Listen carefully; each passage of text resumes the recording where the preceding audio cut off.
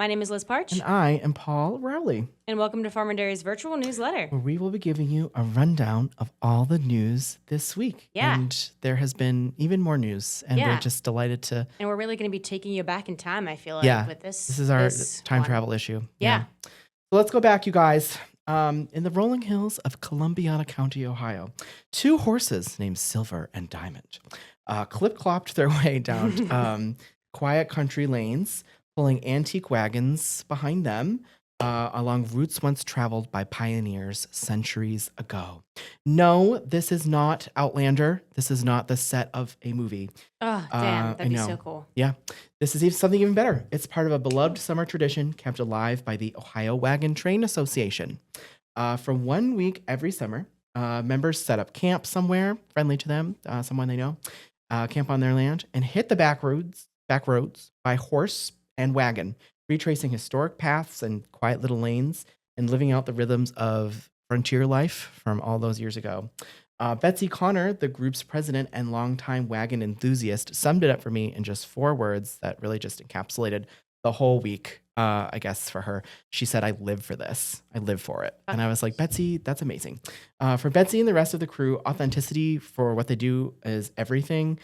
From the 100-year-old spring wagons that they're riding along in to period clothing and hobo pies cooked over an open fire and Love a good hobo pie. Yeah, and Mountain like the pie, iron skillet thing. This year's longest ride that they took last week was an 18-mile round trip to Scenic Vista Park. And while the miles can be long that they put in, the reward is very, very large, I guess, and at least according to Betsy. Some wagons come from Amish country. Others are passed through families and friends. Betsy actually got her wagon from another former member of the group. It was built by the Schwab Wagon Company, a name that once made Frontier wagons and now makes ambulances and fire trucks, based in Pennsylvania. Wow. Evolution, huh? For real, yeah. Even the mayor of Lisbon, Peter Wilson, took note. He actually stopped by the camp and then posted about, meeting them and watching them ride by on Facebook, social media. He made a post there. And residents, his constituents, just loved it.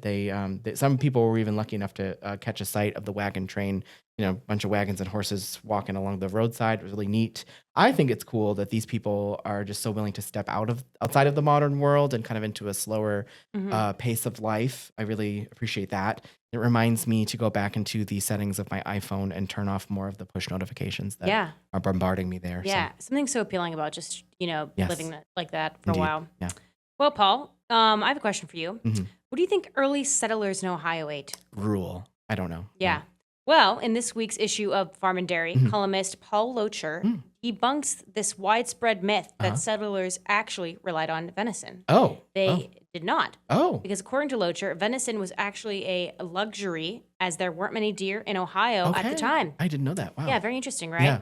So when Ohio settlers began clearing log forests to build homes, these deer, moved elsewhere and to live in unbroken forests, because why would you want to live in, a space that you're hunting for, produce, right? Yeah. So the small amount of deer that did exist in Ohio were subject to circle hunts, where hunters would formed a huge ring around a given geological area and then moved forward together to drive the deer into confined space. Oh, that's scary. Where they would then slaughter. Oh my! Wow. Yes. Yeah. So don't want to be that deer, but I guess it seemed like an effective way to hunt. Obviously, cornering your prey. Yeah. But this only provided food for a short time, venison. Instead, settlers mainly lived on the edge of starvation. Oh, my God. Yeah, relying on meager gardens or plots of corn. And then they also heavily relied on birds and fish because that was, very, there's a lot of it here in Ohio. Yeah. So in the story, Paul actually includes pictures of what these settlers used to cook birds and fish on and describes how they were positioned on these pens. Very descriptive, by the way. Yeah. I will say after reading that story is thank God we live in the 21st century because bird gravy does not sound appetizing to me. And in all honesty, I'm sure a lot of people, we do eat bird gravy, turkey gravy, but I don't even eat turkey gravy because I just think mashed potatoes are good by itself at Thanksgiving. Yeah, I don't know. That. I don't really see the appeal. So I know a lot of people do like gravy. Yeah. Do you eat gravy yourself? Love it. Yeah. Okay, interesting. Is it worth trying? Does it I would say yes. Yeah. At some point in your life, I everything in my world is oversaturated, and that's just from my phone to everything on my plate. So yeah, I would recommend it. Yeah, awesome. Yeah. From our friends at the Associated Press, on July 24th, Agriculture Secretary Brooke Rowlands announced that over 2,600 USDA employees will be located, or relocated rather, outside of Washington, D.C., where they are currently based in what the department is calling a cost-saving energy, or not energy, but just regular efficiency boosting initiative, reorganization plan. So the employees will be assigned to 5 new exciting regional hubs, and those are Rowley, North Carolina; Kansas City, Missouri; Indianapolis, Indiana; Fort Collins, Colorado; and Salt Lake City, Utah. So very exciting for those folks who are going to be moving there if they choose to, keep their jobs. Yeah. According to Rowlands, this move will bring the USDA closer to the farmers and ranchers that it serves, as well as reducing overhead costs by downsizing underused offices in the capital area. It is long past time that the department better serve the great and patriotic farmers, ranchers, and producers that we are mandated to support, says Brooke Rowlands. So there we go. But not everyone is buying what Brooke has to say about this. So, for example, there's a couple of people or organizations that are a little bit cross with them. The USDA, the Federal Workers Union, for example, calls the plan a thinly veiled attempt to slash jobs, whoosh, and notes that 95% of USDA staff are already based outside of Washington.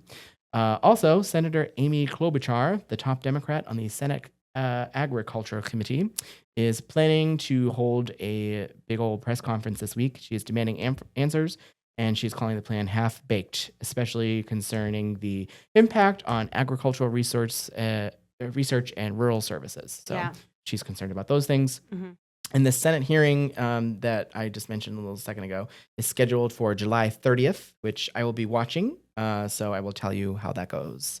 There's other chatter about what all of this might mean for folks at the USDA and abroad, more going forward. Meanwhile, USDA says, hey, we are just having to deal and make do with the fact that we have a lot of underused buildings.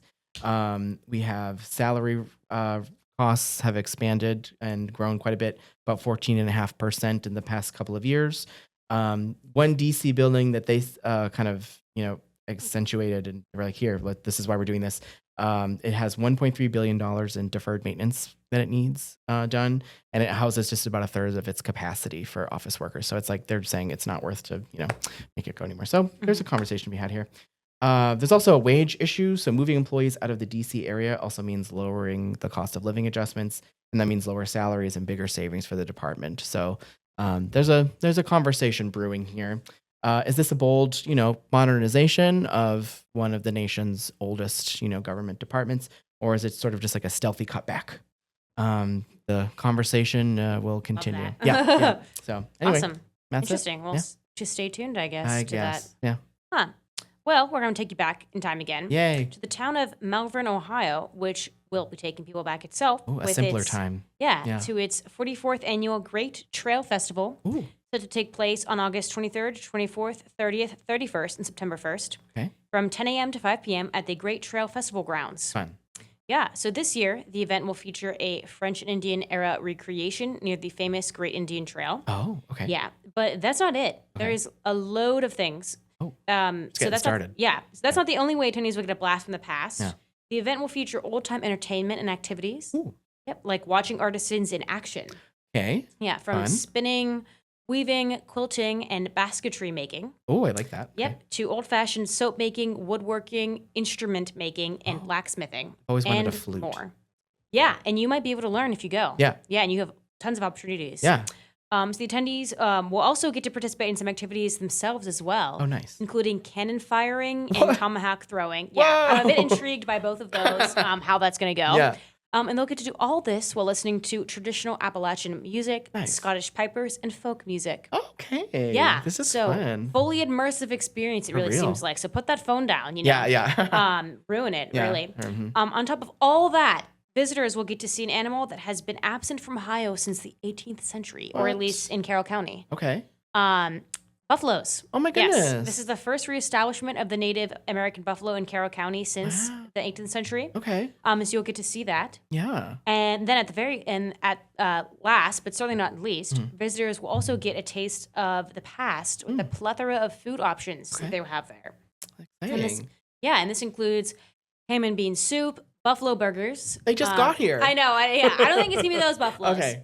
And then Johnny cakes. Okay. And funny enough, I actually had the privilege of trying a Johnny cake recently. Oh, yeah?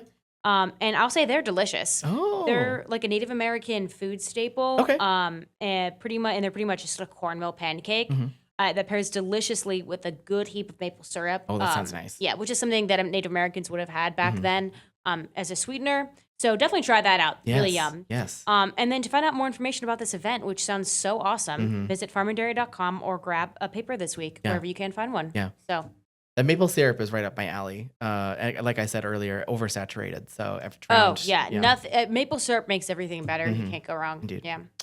Well, a ribbon cutting ceremony was held on July 15th for a newly completed wetland project. And you know how much I love wetland projects. Yeah. At Moxley Wildlife Area in Erie County, which is along Sandusky Bay. The H2 Ohio Moxley Wildlife Area Wetland Reconnection Project reconnected 57 acres of wetlands in the western Lake Erie Basin to the Sandusky Bay, which is really, really cool. And what this will do is it will improve the quality of the water flowing in and out of the bay, which we love. That is like really so cool. And yeah, it's been a real privilege of this job to get to see and learn about some of this in action. So it's really neat. The project is unique because it can filter sediments and nutrients in a couple of different ways. One of those, it's done through this water control structure that's been built into the wetland, which can hold water that will overflow from Lake Erie's bay during high wind and wave events, which is kind of nice. And then it also filters out nutrients naturally before the water flows back into the lake. So it's like basically going through this. That's so cool. Yeah. So it's going back and forth and it's like coming out clean. Additionally, the wetland will hold water from high rainfall and storm events, which is nice as well. And it creates this kind of place where nutrients can be like held and taken up instead of those flowing downstream and then doing damage wherever they go. Nearly 300 pounds of phosphorus is expected to be filtered through the wetland per year, which is like really neat.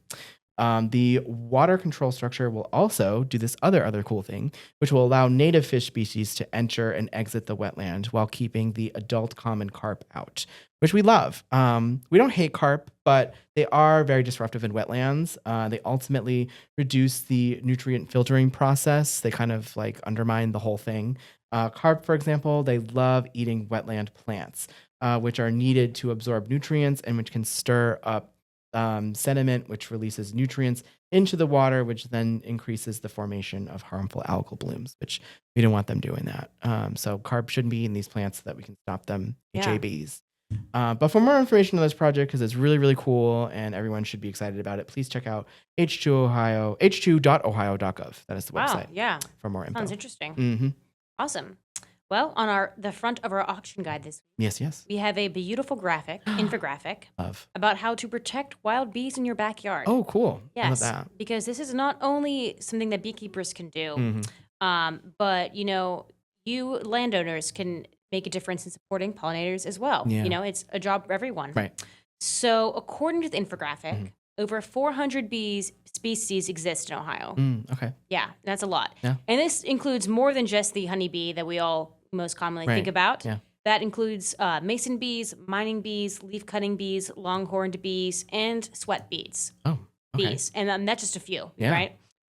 So these wild bees also outperform honeybees by a lot in terms of pollinating. Yeah, they pollinate up to 95% of the flowers they visit. Oh my God. As well as a host of other fruit and vegetables they pollinate.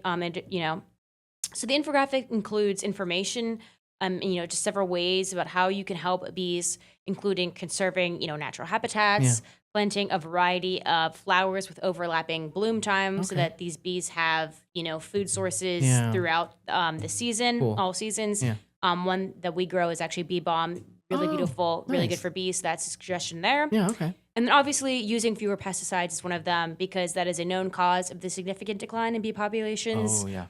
When you're trying to kill other insects, you're going to be killing those bees too if you spray it wrong. So, don't use them, but if you do you have to use them, use pollinator safe ones or avoid spraying them during peak bee activity, which I believe is during morning to like evening, so like 9 to 5 basically. Okay. Cool. But to see this infographic, you can go to farmandairy.com or you can check out the auction section of the paper this week. Love So it. yeah, really cool. Well, we love the bees here. Yeah. And that is our top stories for the week. Yeah. To read the full stories, go to farmandairy.com or find your local newsstand. Thank you for tuning in, and we will see you next week.